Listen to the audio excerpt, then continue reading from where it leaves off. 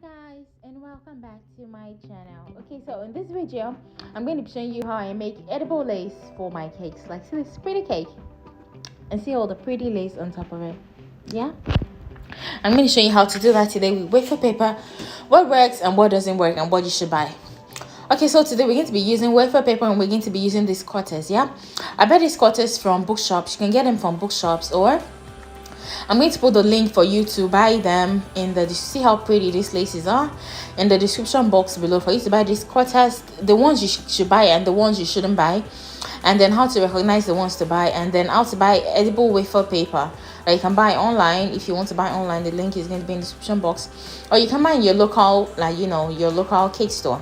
Okay, so let's get started. Yeah, so the first one, I'm going to show you the difference between these two small ones. First, the big one is going to make you a lace, no doubt. So if you want to be sure you're going to get the one for a lace, buy the one that has like a spread out base. For example, this one will make you cut out, like if you're trying to make flowers. I'm going to show you now. Yeah, if you're trying to make flowers and, like, you know, those pretty flowers you can make out of this thing, but this one will make you a lace. And I want you to notice the base. If you see one with a base like that, it is for laces. But if you see one without a base, of course you can remove the base, but if you come to the base, it's because it's for laces and you can use it for the edge of papers. It's primarily for the edge of papers. But if you remove the base, then you can use it for the whole, like, sheet of paper, for the whole, like, you know, side of the paper and everything. And then you're going to punch out, and then you're going to remove the excess, and it's going to give you this pretty lace. Okay, so let me make another one and show you what I'm talking about. Yeah, okay, and it makes a lot of mess, of course. So look at this big one. This one is primarily for laces. So if you don't want to be confused, just buy the big one that has like a big base. Those ones are primarily for laces. And then there is like imprint. There are like guidelines on top of it that can show you where to put your wafer paper, the position of your wafer paper, so you get perfect laces that won't be cutting into themselves.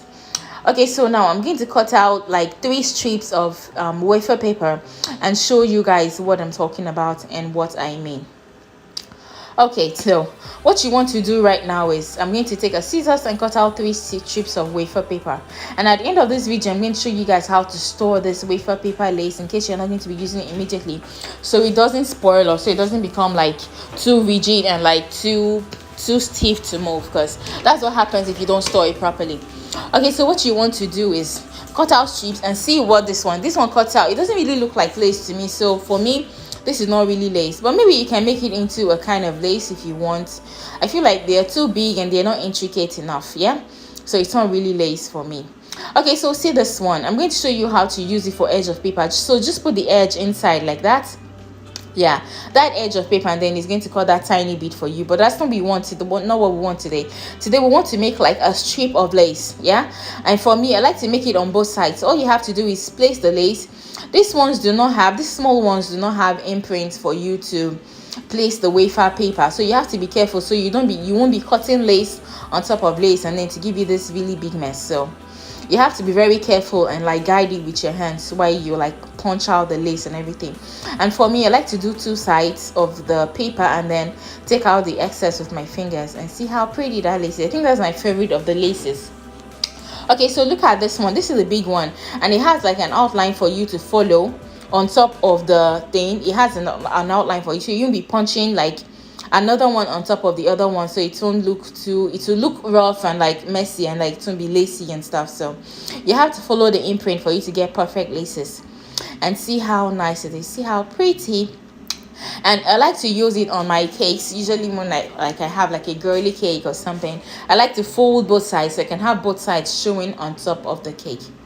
Okay, so now that we are done with that, I'm trying to do like a mix of this big one and the small one. So let's see how it turns out, because I don't really like this big one. I feel like it's more for cutouts than for laces.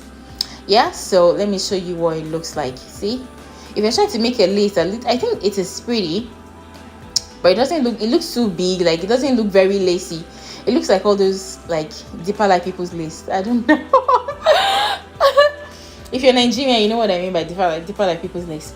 Okay, so once you are done with this, I'm going to be showing you guys how to store it. Yeah, and the cake I used it on was so pretty. I really loved it. Okay, so now I'm going to show you guys how to store it, like in case you're not using it immediately. But before we do that, let me show you what we've done. So this is the first one.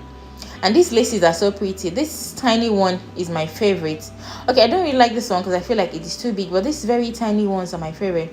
The only problem is you have to be careful when you're punching out the lace, so you won't be punching on top of already punched parts, because there is no outline basically.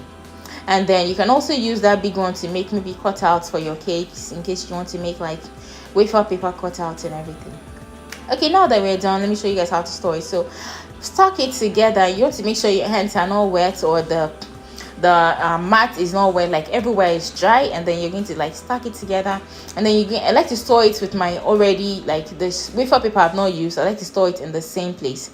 And so the wafer paper I'm talking about is the thin one that is very pliable. So I'm going to put the link for you to buy it in the description box. You can make butterflies with it. You can make all sorts of things with this wafer paper because it is more pliable than the thick one. So I'm going to take the laces we made, and then I'm going to stick it into the same paper, like the same place like I took out the wafer paper from, and then I'm going to cover it in cling film. You want to make sure there is no air pockets where like breeze can get into your wafer paper, because that way it becomes stiff and then you can't bend it. You basically can't use the lace. So if you want it to be usable, make sure you wrap it like this, like completely, so there won't be air in it. So that's all you have to do, guys. And then when I was done, I used it for this really pretty cake.